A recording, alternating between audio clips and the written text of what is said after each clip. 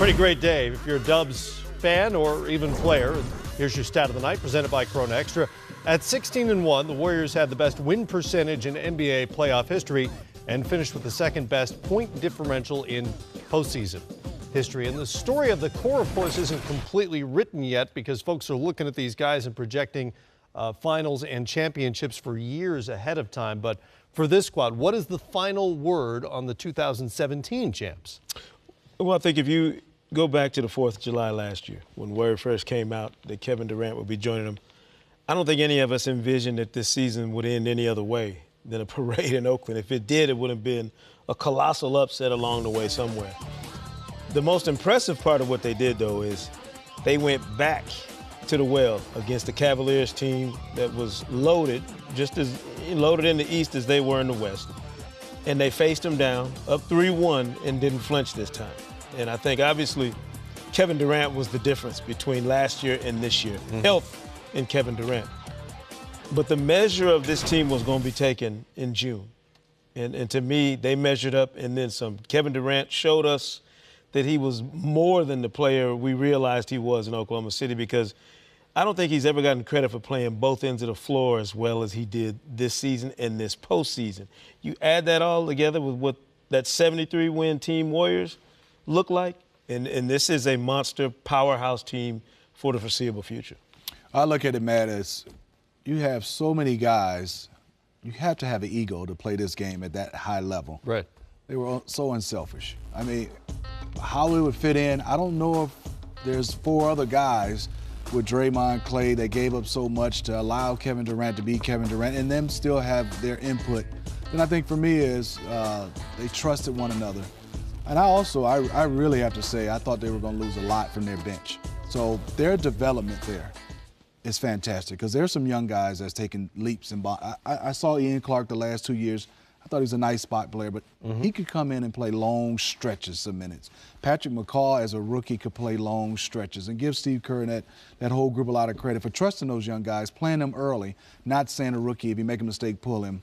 Whatever they did at the beginning, it paid off at the end. So their development of young guys and development of guys has just been phenomenal. I mean, Steph has brought another, they bring something every year, which is fantastic. And Steve Kerr was just as steady as they come when it comes to rotations, and even at times when he was going to keep Curry on the bench and you watch the game, you got to bring it back in, got to bring it back in. How hard would it be if he came to you and say, could all of us say, hey, you're not playing game 5? Right. You know how hard I could take that one. But the incorporation of other talented veterans, David West, Zaza Pachulia, seamless. Yep. Seamless all season long. So here, looking ahead now, Kevin Durant, of course, is expected to opt out, sign long-term with the Warriors. Steph Curry is about to cash in for the first time as an unrestricted free agent. He's in line for a deal worth $200 million plus. Depending on who takes what and how the money breaks down, the Warriors bench is very much in play with Andre Iguodala, as you saw, Sean Livingston and David West, all three not pictured there. Ian Clark, who's a restricted free agent this summer. Obviously, the priorities are the 2 big names at the top of that list, but what is on the summer to-do list and what's at the top if you're the Warriors and Bob Myers? Yeah, I think for sure is seeing how they can keep most of these guys together. Even the older guys, like you say, the veterans, I think they help them so much because their older guys are pretty much big, Zaza and David West. But just like we put a lot of pressure and we talk about players, this is all on ownership right now. I think Lacob and the ownership group right now, you have to open up your checkbook and keep these guys together to be able to have a chance again, I think, to win it and be there every summer. Well, it's on ownership, and they seem more than happy to spend the money, but it's also to some degree on the players and perhaps Durant to perhaps take a little less than he could to keep the core of that bench together. Yeah, and I think if you're Kevin Durant and you let it be known that you're willing to take less than what you could earn on the open market, that sends a message to every other guy that's a free agent, restricted or unrestricted. Hey, what kind of sacrifice are you willing to make to keep this going or to remain a part of what could be, what did LeBron call it, a juggernaut? A juggernaut. Yeah, I mean, how much do you desire to be a part of this juggernaut, and what are you willing to sacrifice? It becomes a thing. Stephen Curry has sacrificed quite a bit the past few years when you talk about salary commensurate to what you produce.